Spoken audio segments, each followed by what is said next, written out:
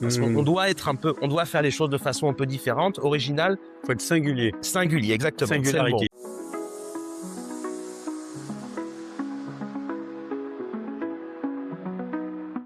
Thomas Vidal, bonjour. Régis, bonjour.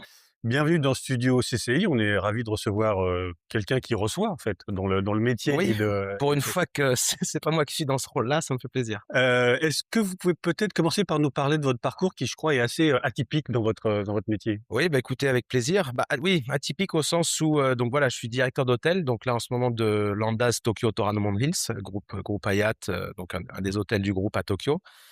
Et là, un peu atypique au sens où, en fait, je ne viens pas complètement du monde de l'hôtellerie. Alors, j'ai fait ma carrière dans l'hôtellerie, mais j'ai fait mes études, en fait, en école de commerce, à l'ESSEC, en l'occurrence. Donc, si vous comparez mon profil à des directeurs hôteliers classiques, disons que j'ai pas été prédestiné à l'hôtellerie, mais voilà, j'ai trouvé ma voie, je pense, enfin, j'espère du moins. Mmh. Et un autre aspect un petit peu atypique que je peux avoir, c'est que j'ai fait essentiellement ma carrière en Asie et essentiellement au Japon. OK. Donc maintenant 16 ans de carrière, dont 12 au Japon. Donc très vite, j'ai eu un attachement pour le pays. Et j'ai vraiment tenu à développer ma carrière ici, ce qui m'a amené notamment à parler le japonais. Alors, je peux pas dire que je suis bilingue, mais je le parle quand même plutôt bien. Et donc voilà, et notamment, et un dernier aspect un peu atypique, c'est que finalement, après 12 ans de Japon, c'est la première fois que je vis et que je travaille à Tokyo. J'ai fait pas mal d'autres villes, alors Osaka bien sûr, mais aussi des villes un petit peu moins importantes comme Naha à Okinawa. J'ai commencé à Sapporo, à Hokkaido, Incroyable. euh, et j'ai même fait un petit passage à Nagoya également. Voilà. Vous parlez osakaben ou non? Alors, juste les basiques, juste les D'accord. basiques. Et alors, peut-être on peut revenir un tout petit peu sur l'ESSEC parce que Hum, d'expérience, l'ESSEC est vraiment cette école de commerce où on hum. rencontre des gens qui ne font pas de commerce. Mais j'ai un ami qui est photographe, un autre journaliste au Ouais, Monde. C'est très étrange. bah, je pense qu'on est quand même, ouais. Mais vous en avez peut-être 5-6 par promotion. D'ailleurs, c'est Qui drôle parce prennent la que tangente, qui sont pas dans voilà, ouais, oui. qui Alors à l'origine, si ça se trouve, ça, c'est un phénomène qui s'accentue peut-être sur les dernières années, je d'accord. pense. Mais effectivement, oui, j'ai quelques très bons amis de l'ESSEC. Une, elle est professeure d'anglais, par exemple. L'autre est journaliste. Donc, mais bon, vous avez quand même je dirais un bon 90% de la promotion qui suit le Ce qui est parcours, prévu. voilà, école de commerce, management, ouais. Parlons un peu de Landaz. Donc vous avez une longue expérience de formats différents dans des villes différentes. Mmh. Qu'est-ce qui est particulier à, je dirais, à Landaz et puis plus généralement au monde de l'hôtellerie, Tokyo par rapport à une ville comme Osaka? Alors, pour commencer avec Landaz, alors, j'ai réfléchissais tout à l'heure, en fait, Landaz, c'est un petit peu prétentieux de dire, mais bon, c'est un peu un précurseur au Japon, excusez-moi, au sens où il y a à peu près donc 12 ans, quand l'hôtel a ouvert, c'était un des premiers hôtels comme on appelle lifestyle. Mmh. Et pas uniquement lifestyle, mais lifestyle luxury. Donc Mmh. un hôtel qui recherche la balance entre vraiment une hospitalité de luxe, voilà, comme on dirait 5 étoiles chez nous en France, mais avec donc cet aspect lifestyle, c'est-à-dire où il n'y a pas uniquement un service de très haut niveau, et voilà euh, un environnement clairement type palace, mais aussi où il y a des expériences assez uniques qui se déroulent dans l'hôtel. D'accord. Et c'est un petit peu la définition de lifestyle. C'est pas juste un endroit où on dort très bien, où on mange très bien. C'est aussi un endroit où il se passe des choses, où il y a des événements, des activations, comme on Mmh. dit en anglais. Et Andaz a lancé un petit peu ça au Japon, à Tokyo en l'occurrence. Et depuis, il y a eu d'autres marques similaires, des compétiteurs qui nous ont rejoints. Donc ça, c'est la spécificité de Landaz. Mon dernier hôtel, j'étais au W à Osaka, donc compétition, mais Mmh. très bel hôtel aussi. C'est aussi ce positionnement lifestyle luxury qui est encore assez rare au Japon, mais qui commence à se développer. Mais finalement, j'y avais jamais pensé, mais quelqu'un comme Landaz est Mmh, arrivé un peu simultanément mmh, aux des profils plus classiques, puisque ça doit être l'ouverture doit être assez contemporaine, mmh. du Shangri-La ou Voilà, d'autres ouais. hôtels, enfin le Mandarin ça fait 20 ans je crois. Donc vous, 12, donc c'est à peu près les Japonais ont connu dans la même période de temps Ouais. le lifestyle et le Oui, mais classique. c'est là que le Honda justement est un peu précurseur parce que si vous regardez les autres marques lifestyle qui sont arrivées, comme donc W à Osaka, sur Tokyo vous avez par exemple Edition, Mmh. ces marques-là sont arrivées juste pendant le Covid en fait, ou juste OK. après. Alors bon, il se trouve que c'est arrivé pendant le Covid, mais c'est vraiment elles sont arrivées il y a 4-5 ans. Euh, à l'époque du Andaz, quand il a ouvert, sur ce positionnement lifestyle, j'essaie d'y réfléchir, mais je pense qu'il y avait que le Ouais. Andaz à l'époque, qui a un peu montré la voie. Et même, je crois que le groupe Hyatt était précurseur. Ça a été en fait le premier hôtel de luxe à l'occidental, celui de Shinjuku, Ouais, le fameux Lost in Translation. ouais, le Il parc a Hyatt. il a il doit avoir 20-30, il a dû avoir une trentaine d'années. Voilà, 30 ans, bah, il vient Moi, je de l'ai vu, rouvrir après rénovation juste voilà, l'année dernière. et je l'ai vu naître, si j'ose dire, au moment, enfin, moi, je suis arrivé en 95, il a dû ouvrir dans les années 2000 ou peut-être un peu avant. Ouais. Donc vous avez été précurseur 2 fois, si j'ose dire. Comme Oui, et voilà. même vous réfléchissez à un ryokan, je crois. Il y a Oui, ce projet exactement, dans l'air, donc exactement. Ça va arriver dans les quelques prochaines années. Je crois que ça serait une première, ouais, c'est une première fois qu'un grand groupe international, bon américain en l'occurrence, va essayer de réinventer le concept ryokan au Japon. Ouais. Et pour revenir à votre question sur Tokyo-Osaka, alors connaissant plutôt bien Osaka, j'y ai passé en tout 5-6 ans, je dirais que la vraie grosse différence pour un hôtel comme le nôtre, c'est quand même cette communauté expatriée que vous avez à Tokyo et qu'on ne retrouve pas ailleurs au Japon. Ça fait quand même la différence dans un hôtel comme le nôtre, où on a quand même voilà, des beaux restaurants, des bars. Je veux dire, honnêtement, c'est plus difficile, challenging de remplir des bars, des restaurants dans un hôtel, même à Osaka, qui est quand même voilà, la mmh, troisième ville, par rapport à Tokyo, où voilà, ouais. si vous avez quand même un bon concept, une très belle équipe, une bonne ambiance, Hem, voilà, vous avez quand même une demande, Ouais, bah, d'ailleurs, des oui. Japonais eux-mêmes et Mmh. et aussi d'une clientèle expat qui est quand même, immense et qu'on ne trouve qu'ici. Mais d'ailleurs, je crois qu'Osaka où n'a pas de lycée international, par exemple. C'est quand Non, même il étonnant. faut Il aller à ouais, faut exactement, aller à Kobe ou à Kyoto. à Kyoto, Enfin pardon, pour les Français, ouais, ou Kobe Kyoto. je crois pour la seule vraie école internationale, Canadienne, c'est je les crois, Canadiens ouais. de, je crois, Kobe, donc c'est quand Ouais, même étonnant pour une mégalopole pareille. exactement, voilà, c'est un bon exemple donc Si on reste sur l'Andaz, donc mmh, lifestyle, ça veut dire qu'un invité s'ennuiera pas, qu'il y a 1000 choses qui lui sont proposées dans et autour de l'hôtel et qui voilà. activent son séjour. Heu, En fait, le mot-clé un peu, c'est différenciation OK. ou distinctive en anglais. Donc l'idée, c'est je vous donne un exemple.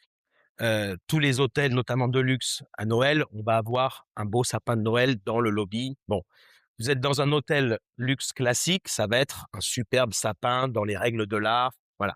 Alors que dans un hôtel lifestyle, bon, ça va dépendre des marques, mais par définition, si on met juste un très beau sapin, ben, on rate un peu notre coup. Parce qu'on Mmh. doit être un peu, on doit faire les choses de façon un peu différente, originale, Faut être singulier, singulier, exactement, c'est le mot, singularité. c'est le mot. Et dès que possible, connecter, et c'est surtout le cas de Andaz, connecter à la culture locale.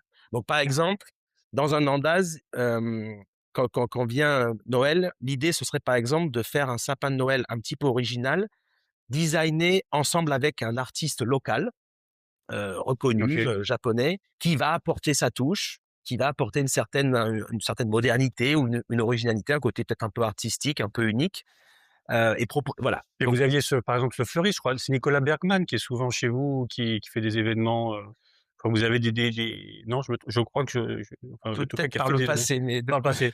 pas dans Mais l'instant vous récent. mais Mais oui, mais voilà, c'est le genre de personnes avec qui on collabore.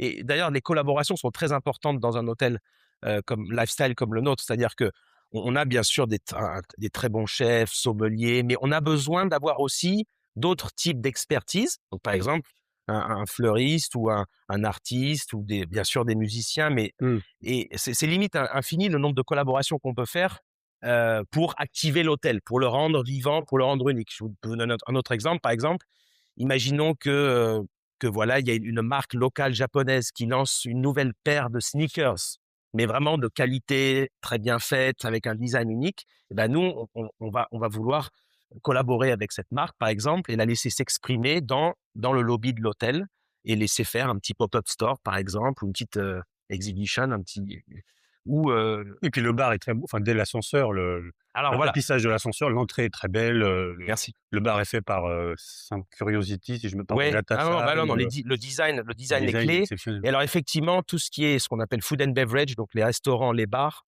c'est la clé pour pour un hôtel, bon en général, mais notamment lifestyle, pour se différencier. Je vais faire un petit peu la pub de mon Andaz. Alors effectivement, on a plusieurs bars, mais notamment au dernier étage, on a la chance au 52e étage de la tour de Tournament Hills. On a donc tout cet espace où vous avez le rooftop bar, un des assez rares rooftop bars de Tokyo. Donc, très belle ambiance, vue imprenable. Et un petit peu caché derrière le rooftop bar, vous avez aussi un omakase sushi, OK.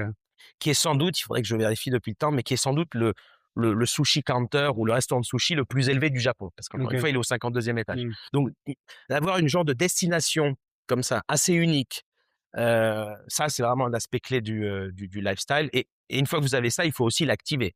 Donc, par exemple, ce qui est très tendance maintenant dans les bars comme ça, c'est pas seulement d'avoir un très bon menu, une très belle ambiance, mais c'est d'avoir régulièrement ce qu'on appelle des guest shifts, c'est-à-dire Mmh. d'inviter des bartenders, soit d'autres hôtels Hyatt, soit des bartenders locaux qui sont appréciés, et voilà, faire une collaboration, une soirée spéciale où le bar est à eux, ils peuvent faire leur propre spécialité. Ouais. Alors parlons un peu du marché de l'hôtellerie. On a eu beaucoup d'ouvertures ces dernières années et Mmh, si j'ai bien compris, sur plusieurs années, un rééquilibrage des prix parce qu'en fait le mmh, logement enfin l'hôtel de luxe à l'occidental n'existait pas jusqu'à une période relativement récente. mmh. Comment vous caractériseriez aujourd'hui l'hôtellerie japonaise? Est-ce qu'il y a par exemple toujours cette spécificité japonaise des Japonais qui restent s'offrir un week-end dans la ville où pourtant ils habitent? Mmh, Est-ce qu'il y a des mariages, des événements? Est-ce qu'il y a du MICE, de trucs d'affaires? Est-ce que ça mmh, reste plutôt une ville, qu'on découvre? J'imagine que le yen faible, à la fois vous aide ou parfois vous pénalise. Quelles mmh. sont les caractéristiques aujourd'hui de ce marché? Alors, déjà, une caractéristique assez originale, je dirais, du Japon et notamment de Tokyo par rapport à d'autres villes majeures en Asie notamment. Aujourd'hui, Tokyo est dans le top 5 des endroits que les gens veulent visiter, en Ah fait. ouais, ouais, non, non, bah oui, là, Ça, c'est c'est en clair. plein boom, c'est en Ouais. plein boom. Et justement, il y a encore, jusqu'à récemment, mais c'est encore un peu le cas, il y a un manque d'offres en termes Oui, par d'hôtellerie de rapport à la luxe. Thaïlande, par exemple, ou d'autres Voilà, marchés où on se voilà, dirait, ou ça devrait être moins. typiquement Paris, Londres, New York. Ouais. Donc plein boom, ça va continuer à se développer. Ce qui est intéressant, le marché ici, et notamment pour nous, parce que bah voilà, par exemple, le handball, on va regarder notre compétition, c'est qu'il y a des acteurs historiques japonais très très très forts, qui ont encore une très bonne réputation, qui sont encore adorés bien sûr des Japonais, et qu'on ne retrouve pas forcément sur d'autres marchés. Donc je pense par exemple au Palace Hotel, à l'Impérial, L'Okura, c'est que à l'Okula. Singapour et ailleurs. Alors Okula, c'est un des rares qui s'est un petit peu C'est un peu ouais, internationalisé, c'est à mais un Hawaï. petit peu. Ils sont à Bangkok, je crois, et puis peut-être encore un autre. Mais parce que si vous regardez les équivalents de ces marques historiques japonaises dans des villes comme Singapour, ou Hong Kong, bah, c'est finalement, ce sont des hôtels, alors bien sûr légendaires, mais qui ont un passé assez lié, à l'époque coloniale, comme Et puis vous qui suivent connaissez. leur clientèle japonaise, en fait.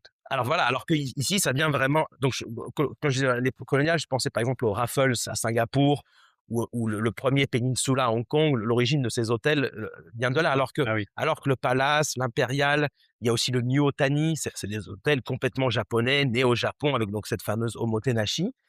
Et ces hôtels, finalement, dans le paysage de l'hôtellerie de luxe actuelle, bah, ils sont encore, bien sûr, très présents, Oui, oui. très Très prisé, successful, le très Palace, prisés, alors par évidemment. les Japonais notamment. Mmh. Et vous parliez tu parlais, on va se tutoyer quand même, de wedding. Alors, le marché des weddings, Les ça, c'est une mariages, ouais. spécialité, voilà, des mariages, pardon.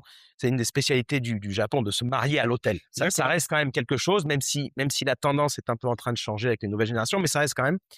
Et c'est typiquement ces hôtels japonais historiques sont très forts là-dessus, parce qu'ils D'accord. ont cette réputation, ils ont cette aura de savoir faire un événement inoubliable pour les mariages, qui sont bien sûr très importants. Donc vraiment une singularité ici, c'est que c'est pas vraiment une bataille entre hôtels internationaux. Il faut aussi considérer La clientèle voilà, locale, la enfin clientèle, voilà, l'offre locale. voilà. Et d'ailleurs, nous, les hôtels internationaux, les Hyatt, les Marriott, les Hilton, on a beaucoup à apprendre, je pense, des Okula, des Palaces, notamment pour satisfaire la clientèle japonaise. Ouais. Je pense que la réalité, c'est que sur beaucoup d'aspects, ils savent, bon, ça, c'est logique d'un certain côté, mais ils savent vraiment satisfaire la clientèle japonaise plus que nous. En même temps, peut-être que votre offre moi, je me rappelle du Premier ministre Shinzo Abe, Mmh. aujourd'hui disparu, mais qui était un client fréquent du Hyatt, de Roppongi. Votre image est aussi celle de on va peut-être pas aller à l'étranger, mais on va s'offrir une nuitée Ouais. dans un hôtel ou avec une singularité, un truc un peu distinct que n'offrent pas les palaces classiques, donc c'est Ouais. peut-être une chance aussi. C'est une chance aussi. Ah non, carrément. Et surtout après le Covid, où il y a eu un peu cette tendance ce qu'on appelle le staycation, Oui, comme tu disais à l'instant, c'est-à-dire même si tu es dans ta ville, mais bon, allez, je vais m'évader. Je vais aller au Andaz, au dernier étage avec vue. Donc effectivement, cette tendance, elle est là, et c'est une opportunité pour nous, mais ça peut être aussi parfois un peu un risque parce que beaucoup notamment de clientèle locale, parce que c'est quand même surtout des locaux, des Japonais qui font des staycations comme ça. OK. Euh, beaucoup d'entre eux, ils ont pas vraiment ils savent pas vraiment ce que c'est qu'un hôtel lifestyle. Encore une fois, Mmh. il y a pas tellement de marques, c'est assez récent, et du coup, parfois, ils peuvent être un peu déboussolés. Par exemple, imaginons qu'ils rencontrent le directeur. Ah, bah, c'est bizarre, il a pas de cravate. Voilà, pour donner un exemple. Mais il y a plein d'aspects comme ça où quand on est Mmh. habitué au Palace Hôtel, ou quand on est habitué au Cola, voilà, certains aspects, le type de service, l'ambiance, peut un petit peu surprendre. Et puis après, il y a bien sûr les attentes des Japonais qui Voilà. sont quand même très spécifiques. Par exemple, les Japonais dans les chambres adorent avoir beaucoup d'amenities, OK. les Ouais, les salles petites de choses. bain, voilà. Ce que les hôtels internationaux, alors on a, mais pas forcément autant. Et ça, c'est le genre de choses. Ou alors, avec un collègue, la dernière fois, on plaisantait ou on regardait, mais par exemple, pour les Japonais adorent tout de suite mettre des chaussons. Bon, en général, ça dépend des gens, mais quand ils arrivent dans la chambre. Donc, Il faut que les si les chaussons soient chances, prêts. voilà, si les chaussons sont difficiles à trouver et surtout qu'ils sont pas de très bonne qualité, et ben Ouais, là, on ah dirait bah, pas, mais là, vous perdez pas mal de points pour la satisfaction, est-ce que client. justement, alors il y a peut-être une autre manière de gagner des points ou de se différencier, c'est le caractère, personnel du service. Au Japon, le service est souvent assez mécanique, même dans les grands restaurants, enfin, Mmh, très standardisé. mmh, Alors tout est à l'heure, tout est frais, mais en même temps, il y a un côté un peu, à longueur de bras ouais, qui peut être mal perçu ou un peu, moins ce qu'on cherche dans un restaurant français, par exemple, quand on arrive, ouais, «Bonjour, pas de problème», enfin, vous voyez? Où tu vois? Est-ce que mmh, ça, c'est peut-être aussi un service de conciergerie mmh. qui est propre à l'occidental, qu'il y a pas forcément dans les hôtels japonais? Est-ce que ça, c'est aussi une carte que tu peux jouer à Landaz? Oui, oui, oui. Donc, Est-ce qu'il y a un suivi clientèle, par exemple, mmh, un CRM, comme on dit, plus personnel, plus, bien sûr, comme la dernière fois, et cetera, mmh. qu'il y a pas forcément au Japon? Est-ce qu'il y a ça? Mais je pense que les hôtels légendaires japonais dont je parlais, je pense qu'ils sont aussi Ils ont très ça? forts en termes de personnalisation. OK, Après, au final, je pense que c'est une question de génération. Donc, OK, quand on regarde, par exemple, nos scores ou nos commentaires de satisfaction client, et quand on parle aux clients, heu, je pense que les nouvelles générations de Japonais, donc plus, voilà, les 20-30 ans ou surtout 30-40, sont beaucoup plus ouverts à cette hôtellerie lifestyle un peu OK. différente. Au contraire, ils veulent essayer ça, ils veulent être surpris. Donc disons que l'opportunité pour nous est peut-être plus sur cette génération-là, une OK, génération OK. qui a peut-être un peu plus voyagé, qui est plus peut-être un peu plus curieuse, et qui juge peut-être un peu moins par rapport aux standards japonais. Donc c'est plus sur ce segment entre guillemets de la clientèle que nous on a une opportunité. Parce que justement les activations, donc je parlais un peu à l'instant, donc par exemple d'avoir un pop-up store dans l'hôtel, ou alors bon typiquement ça devient un petit peu cliché maintenant, mais d'avoir un DJ dans le lobby. Bon, on fait pas ça constamment non plus, mais bon ça c'est par définition vous ne trouverez pas ça au Palace ou à l'Ocola. Mmh. Oui. Bon bah ça c'est le genre de choses auxquelles la nouvelle génération je pense est plus sensible, parce que bah voilà c'est la génération Instagram, ils aiment voilà ils aiment avoir des expériences un peu uniques, un peu cool, se filmer dans ce genre de cadre, voilà. Donc c'est là où effectivement, et d'ailleurs je pense que ces grands groupes luxe japonais classiques, ils sont en train de voir cette opportunité et de considérer de créer leur propre marque Ah oui. lifestyle. J'ai déjà vu Ocola, alors c'est pas luxe, mais à Nagoya, quand j'étais à Nagoya, heu, Ocola a ouvert la marque, Nico Style, je me souviens, voilà, qui est un peu une tentative. À Osaka aussi, je crois que Palace avait une, Zentis, ça s'appelle. Donc il y a une inspiration mutuelle. Nous, on essaie d'apprendre comment est-ce que vraiment, voilà, heu, satisfaire les attentes du public japonais. Mais je pense que les hôtels japonais aussi veulent apprendre de comment est-ce qu'on arrive à se différencier, comment est-ce qu'on arrive à créer quelque chose de vraiment moderne et tendance. Donc c'est assez intéressant cet échange qu'il y a ici, je pense, au Japon. Mais la clientèle, elle reste, enfin, si tu peux le dire, Mmh. moitié-moitié, japonaise étrangère? Est-ce qu'il y a Bah, quelque chose d'autre? Tokyo, Kyoto, c'est vraiment tous les hôtels de luxe, hein, quasiment. Enfin, en tout cas internationaux, on est tous sur du 85% inbound, donc OK. étrangers, 15% japonais. Je pense que Mais même au Okula, par exemple, je suis sûr qu'ils sont quand même encore à 70%, allez, minimum 65% d'étrangers et le D'accord. reste de japonais. Peut-être le Palace va être un peu plus quand même balancé, mais ça, c'est vraiment la capitale. Alors moi, ce qu'on Mmh, m'a longtemps dit au Japon, c'est que mmh. les nuitées de luxe étaient moins chères qu'ailleurs. Par exemple, la fameuse grande suite, du Hyatt à Roppongi avec la piscine là, Ouais, gigantesque, était mmh, moins haut pricé qu'un truc à Paris, au Jean ouais, V et cetera. ouais, Je crois qu'il y a eu un rééquilibrage depuis. ouais. D'abord, un, est-ce que c'est vrai? Et deux, est-ce que ce rééquilibrage provient du fait qu'il y a un énorme boom touristique et finalement, comme tu l'as dit, il y a assez peu d'hôtels de luxe? Mmh, Ou est-ce que l'offre, le produit est tellement séduisant que payer le même prix à New York qu'à Tokyo est entièrement justifié aujourd'hui, cette mmh. clientèle? Alors, justement, j'ai vu aussi cette news récemment que Tokyo a officiellement heu, Les prix de New York, je sais les pas si c'est prix de vrai ou New pas, mais York, voire plus. voire les plus élevés du monde. Mmh. Alors, je te dis honnêtement, j'ai été un peu surpris quand Ouais. j'ai vu ça et j'aimerais voir un peu les statistiques exactement. Je te donne un exemple. Récemment, j'ai eu le privilège d'accueillir au Andaz le directeur qui a ouvert l'Andaz, Ah bien Arnaud ou sûr, Antoine. Alors, de Saint-Exupéry. voilà, de Saint-Exupéry. Antoine, c'est l'écrivain, je Voilà, alors mmh. alors avec une J'ai connu connexion Arnaud. d'ailleurs, mais donc Arnaud de Saint-Exupéry, qui a pu faire un passage et alors aujourd'hui, c'est le directeur du Ritz Paris, Ah oui, donc un exact. des palaces incontestés et il m'a dit, alors bon, c'est confidentiel, donc je ne partagerai pas, mais il m'a dit: «Le prix moyen de ces chambres au Ritz Paris et ben, je ne pense pas qu'il y a encore un équivalent à Tokyo, C'est ça. de ça». Ouais. Donc disons que le gap, la différence effectivement qu'il y a eu peut-être il y a 10 ans en termes de prix par rapport entre Tokyo et Londres ou Paris ou New York est clairement en C'est train de se réduite, ouais. réduire. Mais je pense qu'il y a encore on a encore du Encore de la travail. marge. Ouais, ouais. Ça reste, on peut vivre une très belle vie à Tokyo, moins cher qu'à New York ou Ouais, ouais, Paris. dans l'ensemble et surtout sur tout ce qui est restauration. C'est ça. Restauration, alors il y a une offre de voilà de de de restauration incroyable sur Tokyo et vous pouvez vous faire, moi je compare toujours avec Bien sûr. Singapour. Oui, bien sûr. On a une chance incroyable ici de pouvoir se faire des superbes restaurants, des super chefs, des super bars et sans Donc j'imagine que tu as vécu la les quelques mots peut-être sur le moment covid. Ça a été un moment très difficile pour vous? C'était bah, un ouais, ouais, ouais. Ouais, ouais, on a souffert. Alors moi, j'ai eu Est-ce un que peu le de rebond chance. est aussi beau que la chute? On Ouais, ouais, ouais, on peut le dire. Ouais, peut le ouais. dire? Moi, j'ai eu de la chance, j'ouvrais des hôtels à ce moment-là. J'étais en ouverture. Donc j'avais pas trop la le stress de remplir l'hôtel, D'accord. de le rendre profitable. Mais effectivement, après la fin du covid, voilà, le rebond, n'a pas déçu et notamment pour le Japon. Comme tu disais avant, on a la chance d'être vraiment, sous les projecteurs, Mmh. en Asie. Tout le monde veut encore venir, et donc non, non, non, c'est une très, très belle période pour Pour le l'hôtellerie. pays, pour l'hôtellerie ici. Ouais, ouais. Le peut-être pour terminer, Mmh.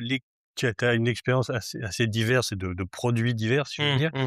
Quelles sont pour toi les constantes d'un management dans l'hôtellerie? D'un bon management, enfin d'un management, tu te dis: «Il y Mmh. a des recettes, il y a des» est-ce que les Japonais sont des gens avec qui travailler? Il y a des règles à le non-dit, le machin, bien faire comprendre ce qu'on veut faire pour que le process ait lieu, quelles sont les règles que tu dirais pour une créature aussi étrange qu'un hôtel ou aussi, Ah, le la clé pour nous, pour les hôtels, alors on a les concepts, lifestyle, on a les marques, tout ça, mais au final, comme tu le sais bien, c'est les gens qui font la différence. Donc que la façon d'accueillir, la motivation des gens, est-ce que leur créativité s'exprime? Est-ce qu'ils travaillent bien ensemble? C'est ça qui fait le succès d'un hôtel, au final, hein. Et donc la clé, ça reste le leadership. C'est-à-dire d'avoir une équipe de leaders, heu, donc moi inclus dans le cas du Handbase, qui sait vraiment bien s'occuper de ses équipes. Donc chez Hayat, bien sûr, le mot-clé, c'est care, hein. mmh We mh. Mmh. care for people so they can be their best. Mmh. On s'occupe au mieux de nos équipes, on les développe, on les soutient. Même avec, je crois, des hotlines en cas de problème, et Ouais, vous allez assez loin sur je crois, sur ce type de ouais, ouais, bien sûr, bien sûr. Alors, bah, par exemple, un exemple tout bête, il y a encore quelques années, on avait une enquête annuelle où on demande, bon, de façon anonyme à tous nos employés leur satisfaction sur plein d'aspects de leur travail.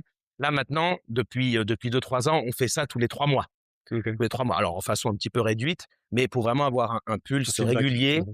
Mmh. Et ça fait vraiment la différence et parce que au final, quand quelqu'un, quitte une compagnie et notamment dans l'hôtel, souvent c'est parce que le management a pas été bon.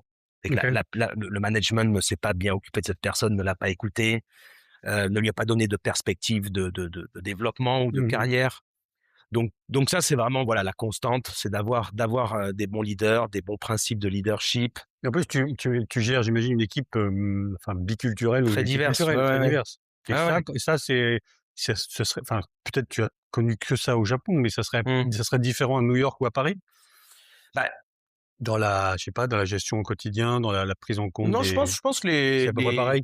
les problématiques sont un petit peu les mêmes. Comment gérer, voilà, de différentes cultures qui, j'imagine que mes collègues à Paris ou à New York ont les mêmes challenges. Après, là, c'est vrai que c'est sûr. Bon, là, encore une fois, ici, c'est Tokyo. Donc, par définition, c'est quand même très internationalisé. Quand j'étais à Nagoya, par exemple, ou à Sapporo, en plus, c'était en 2009, c'était Ah oui, ça devient quelque chose. c'était une histoire Ouais. parce que, bah, bon, par définition, les équipes qui travaillent dans les hôtels internationaux, ils sont ouverts à l'idée de travailler avec des non-japonais. Ils sont curieux ou ils ont envie. Voir ça les motive Voir peut-être? ça les motive parce ils ont un peu d'anglais, ils peuvent pratiquer leur anglais. Mais dans la réalité, au jour le jour, il y a quand même des chocs sur comment on communique, comment on réagit, tout ça.